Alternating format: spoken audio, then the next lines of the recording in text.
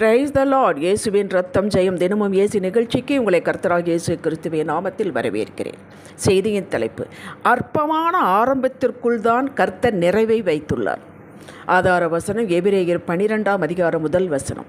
விசுவாசத்தை துவக்கிறவரும் விசுவாசத்தை முடிக்கிறவருமாயிருக்கிற இயேசு. விசுவாச மக்களே, விசுவாசத்தை முடிக்கிறவர் என்றால் அதற்கு ஃபுல் ஸ்டாப் வைக்கிறவர் என்பதல்ல அர்த்தம். நிறைவுபடுத்துகிறவர். ஆரம்பம் அற்பமாக இருந்தாலும், அவர் ஆரம்பிக்கும் போது சொற்பமாக இருந்தாலும் அதற்குள் அவர் ஒரு நிறைவை வைத்தான் ஆரம்பிக்கிறார். அதாவது ஒரு காரியத்திற்கு ஜெபித்துவிட்டு பொறுமையோடு காத்திருந்து பெற்றுக்கொள்ள தேவையான கிருபையை கொடுக்கிறவர். விசுவாசத்தின் நிலைத்தன்மையை கொடுக்கிறவர், நிறைவுபடுத்துகிறவர் என்பதாகும். கர்த்தர் உங்கள் வாழ்க்கையில் எவைகளையெல்லாம் துவக்கியுள்ளாரோ அவற்றை நிறைவு செய்து நித்திய ஜீவனை அளித்து 1 யோவான் 2:25 இம்மையிலும் மறுமையிலும் உங்களை அவரோடு இணைத்து வைத்தவர்தான் ஆகும். அதுதான் நிறைவு செய்கிறவர் என்பதாகும், முடிக்கிறவர் என்பதாகும். ரட்சிப்பு யோசித்து பாருங்கள். நாம் ஏதோ சொன்னார்கள், வந்தோம், அனுஷ்டானம் எடுத்தோம், அது நமக்கு அற்பமாக தெரிகிறது. ஆனால் அதற்குள்ளே எத்தனை முழுமையை வைத்திருக்கிறார் என்று யோசித்து பாருங்கள். அவர் உங்களிடத்தில் துவக்கியதை நீங்களே முடித்துக்கொள்ள உரிமை உண்டு, வாய்ப்பும் உண்டு.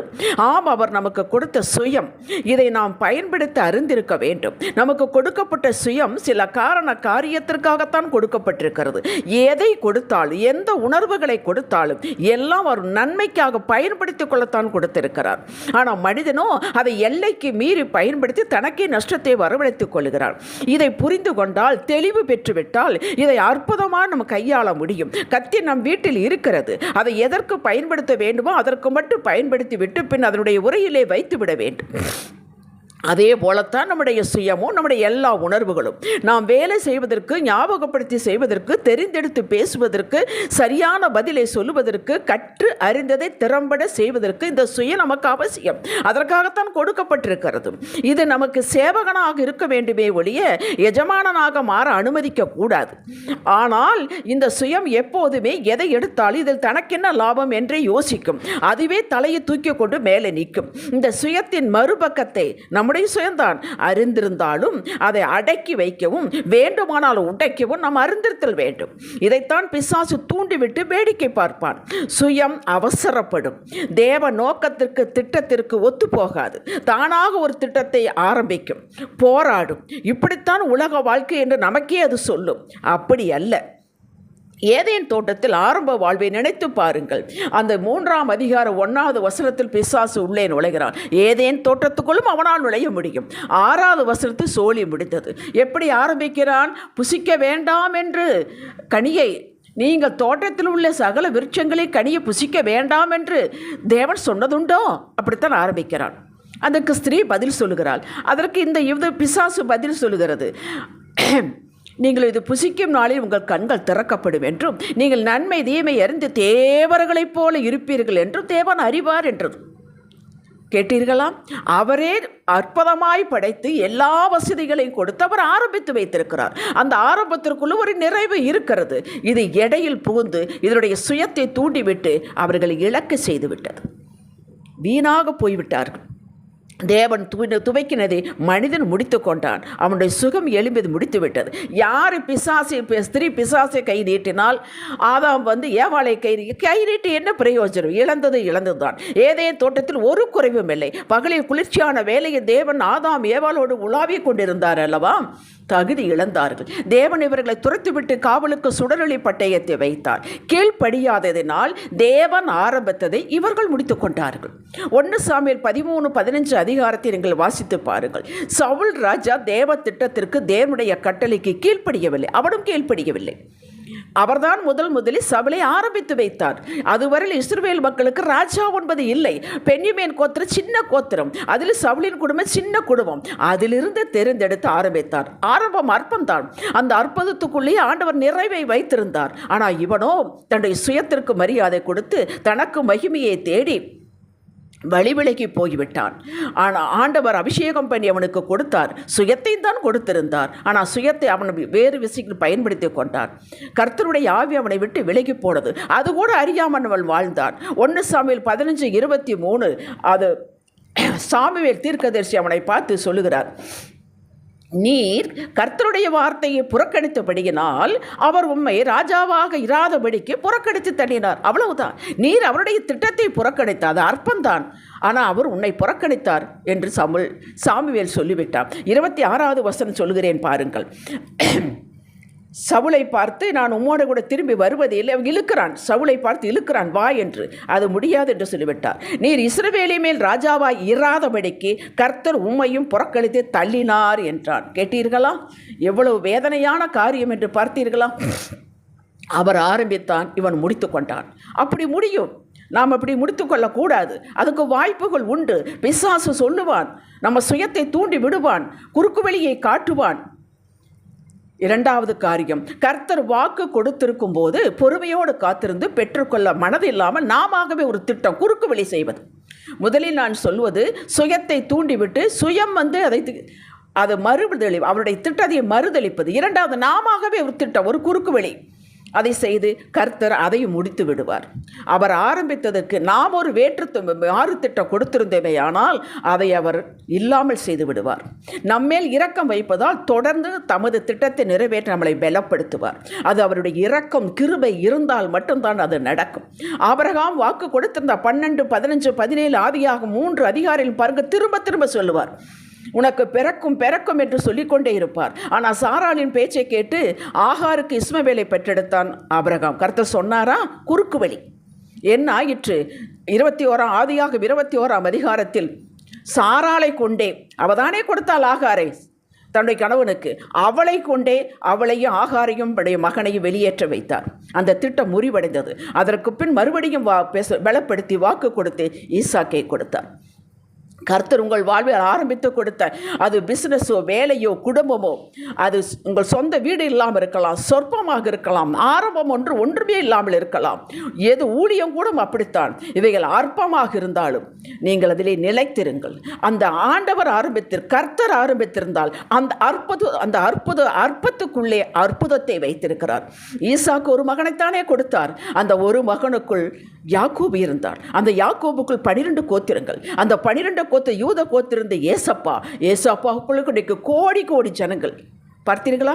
அந்த ஈசாக்குள் ஒரே ஒரு மகன் அற்பமாக இருந்தாலும் எத்தனை உள்ளே வைத்திருக்கிறார் என்று பாருங்கள். அப்படித்தான் உங்கள் வாழ்வில் அவர் எவர் துவக்கி இருந்தாலும், அது உங்களுக்கு பார்க்க சாதாரணமாக இருந்தாலும் அற்பமாக இருந்தாலும் அதுக்கு மதிப்பு கொடுங்கள். அதற்குள் அற்புதத்தை வைத்திருக்கிறார், அதிசயத்தை வைத்திருக்கிறார். காலங்கள் போக போகத்தான் அது வெளிவரும். கர்த்தருக்கு கீழ்ப்படிந்து நடவுங்கள். இந்த அந்த அற்பமான காரியத்தை அற்புதமாக அதிசயமாக மாற்றி கொடுக்க அவரால் கூடும். ஒரு காரியத்தின் துவக்கத்தை பார்க்கலாம், அதன் முடிவு நல்லது. பிரசங்கி 7:8, யோபு 8:7 இதெல்லாம் வாசித்து பாருங்கள். அவராலே என்று நம்மால் எதுவும் செய்ய இயலாது. கையளவு மேகம்தான். பெருமழை பெய்யவில்லையா? 1 ராஜாக்கள் 18ஆம் அதிகாரம் 41வது வசனத்தில் அந்த கையளவு மேகத்துக்குள்ளுதான் அந்த பெருமழையின் உள்ளே வைத்திருந்தார். அதுதானே பெரிதாகி மழை கொட்டியது. ஆடு மேய்த்தவன் தான் தாவீது, அரசனாக்கவில்லையா? அவனுடைய ஆரம்பம் எப்படி? அந்த ஆரம்பத்திற்குள்ளதான் அவன் சமஸ்த இஸ்ரவேலுக்கு ராஜாவாக வைத்திருந்தான். அவன் ஆடு மேய்த்து கொண்டிருக்கும் பொழுதே அதற்குள் அவன் வைத்திருந்தான். மீன் பிடித்து கொண்டிருந்தவனை உலகத்தை கலக்க அப்போஸ்தலர் ஆக்கவில்லையா? பேதுருவுக்கு என்ன தெரியும்? மீன் பிடிக்கிற தவிர ஒன்றும் தெரியாது. ஆரம்பித்து வா, என் பின்னாலே வா என்றார். ஆரம்பம் அற்புதம்தான். எங்கே போனாலும் கூட போனால் வேற தெரியும் அவனுக்கு. ஆனால் அதற்குள்ளே 3000 5000 பேர் ரட்சிப்பார்கள் என்று வைத்திருந்தாரே. அருவருக்கப்பட்டதும் சாபத்திற்கு உட்பட்டதுமான மோபாபிய ஸ்திரீ ரூத்தை கொண்டு இயேசுவின் பிறப்பின் அட்டவணையில் வைக்கவில்லையா? சாதாரண யாரும் கண்டுகொள்ளாத பச்சை தண்ணீரை யோவான் 2ஆம் அதிகாரத்தில் திராட்சரசமாக மாக்கி தரவில்லையா? அந்த 6 கற்றாடிகள் தண்ணீரை ஊற்றும்போது அற்பம்தான், சாதாரண தண்ணீர் தான், பச்சை தண்ணீர் தான். நிறமுமில்லை, மனமுமில்லை, ருசியுமில்லை, ஒன்றுமில்லை. ஆனால் அதற்குள்ளதானே நிறமுள்ள மனமுள்ள ருசியுள்ள திராட்சை ரசம் இருந்தது. உங்கள் வாழ்வும் உங்களது பிள்ளைகளின் வாழ்வும் இப்படி அமையும். அற்புதங்களாக அதிசயங்களாக உங்களுக்குள் நற்கிரியை தொடங்கினவர் அதை இயேசு கிறிஸ்துவின் நாள் பரியந்த முறிவை நடத்தி வருவார் என்று நீங்கள் நம்ப வேண்டும். பிலிப்பியர் 1:5 உங்களுக்குள் ரட்சிப்பை அவர் தொடக்கவில்லை, முழுமையாக கொடுத்துள்ளார். மனமாற்றத்தை தான் துவக்கியுள்ளார். ஆத்துமா தினந்தோறும் மனம் மாறிக்கொண்டே போக வேண்டும். ஆவி ஒரே நிமிஷத்தில் அது ரட்சிக்கப்பட்டு அது உயிர்ப்பிக்கப்பட்டது. 2 கொரிந்தியர் 5:17 என்ன வசனம் சொல்லுகிறது? ஆண்டவர், ஒருவன் கிறிஸ்துவுக்குள் இருந்தால் புது சிருஷ்டியாயிருக்கிறான், பழையவைகள் ஒழிந்தன, எல்லாம் புதிதாயின. கேட்டீர்களா? எல்லாம் புதிதாகும். உங்கள் வாழ்க்கை அனைத்து காரணங்களும் புதிதாகும். இதை நீங்கள் நம்ப வேண்டும். ஆண்டவருடைய வார்த்தை, மனிதன வார்த்தை இல்லை. புதிதாய் பிறந்த குழந்தை நீங்கள் தெய்வ குடும்பத்தில். உங்களுக்கு நற்குணங்களை துவக்கியுள்ளார், உங்களுக்குள்ளே சில காரியங்களை துவக்கியுள்ளார். அவர் துவக்கியுள்ளார் தான் நீங்கள் பிடித்து கொள்ள வேண்டும். அதை வளர்ப்பார், அதை நிறைவடைவை செய்வார். இதை நீங்கள் வளர்த்து ஸ்திரப்படுத்தி உலகத்திற்கு காட்டுங்கள். ஈசுமணி போய்விடாதீர்கள், பின் அது ஈஸியாகவே போய்விடும். எவ்வளவு வேகமாய் வந்ததோ அவ்வளவு வேகமாக அது போய்விடும். கர்த்தர் உங்களுக்கு அமைத்து கொடுத்த எதுவாக இருந்தாலும் உள்ளான மனுஷனை உருவாக்கி பிரகாசிக்க செய்து கொண்டேதான் வெளியரங்கமான காரியங்கள் உயர்த்தப்படும். உள்ளே மனமாற்றம் இருந்தால்தான் வெளியரங்கமான காரியம் மாற்றத்துக்கு கொண்டு வரும். இதை என்னாலும் மறக்கவே கூடாது. வெளியரங்கமான வாழ்வு மெருகேறும், மேன்மைப்படும். அவர் இந்த இரண்டையும் ஒரு சேர செய்ய அவர் வல்லவர். நீங்கள் அவர் கரத்தில் அடங்கி இருந்தால் போதும். அவர் தூக்கவனதை அவர் நிறைவு செய்வார். அவர் துவக்கணது அற்பம் மறுபடியும் ஏன் சொல்கிறேன் என்றால், அது சாதாரணமாக இருந்தாலும், அற்பமாக இருந்தாலும், நெக்லிஜிபிளாக இருந்தாலும் அதற்குள்ள பெரிய நிறைவு இருக்கிறது என்பதை மறக்க வேண்டாம் என்பதற்குத்தான் இத்தனை சாட்சிகளும். பொறுமையோடு உங்களது எல்லையில் அவர் வேலை செய்து கொண்டிருக்கிறார் என்ற நிச்சயத்தோடு முதலில் அவரை தேடுவதும், உங்கள் உள்ளத்தில் என்ன பேசுகிறாரோ, உங்களுக்குள் என்ன உணர்த்துகிறாரோ அது உங்களுக்குத்தான் தெரியும். அதற்கு கீழ்ப்படுத்த நடக்க வேண்டும். ஆனால் அதை சுயம் ஏற்றுக்கொண்டாலும் சரி, ஏற்றுக்கொள்ளாவிட்டாலும் சரி, அவர் கை வைத்தது அற்புதமாய் மாறும். உங்களுடைய எல்லையிலே, உங்கள் குடும்பத்திலே, உங்கள் உள்ளத்திலே அவர் கை வைத்துள்ளார். உங்கள் குடும்பத்தில் ஒவ்வொரு நபர்கள் மேல் கை வைத்துள்ளார். அவர் கரம் உங்கள் மேல் இறங்கி இருக்கிறது. அவர் விட்டு போக மாட்டார். அவர் தொடங்கினதை அவரே முடிப்பார். அதுதான் வார்த்தை சொல்லுகிறது. உங்கள் எல்லையில் எந்த குறைவும் காண முடியாது. அவர் இருக்கும் இடத்தில் குறைவு கிடையாது. இயேசு இருந்த இடத்தில் குறைவு இருந்ததா? இயேசு இருந்த இடத்தில் அற்புதங்கள் நடந்து கொண்டே இருந்தன.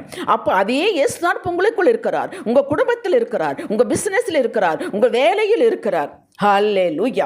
ஆதியாக 1ஆம் அதிகாரத்தை எல்லாவற்றையும் உண்டாக்கி நல்லது நல்லது என்று கண்டாரே, அப்படி உங்களுக்குள் உண்டாக்கி நல்லது என் காண்பார். அவர் காண்பதை உலகத்துக்கு காண வைப்பார். உங்கள் உறவுகளை காண வைப்பார். நல்லதாகவே அருமையானதாகவே அமையும், நிறைவாகவே முடித்து கொடுப்பார். ஹல்லேலூயா.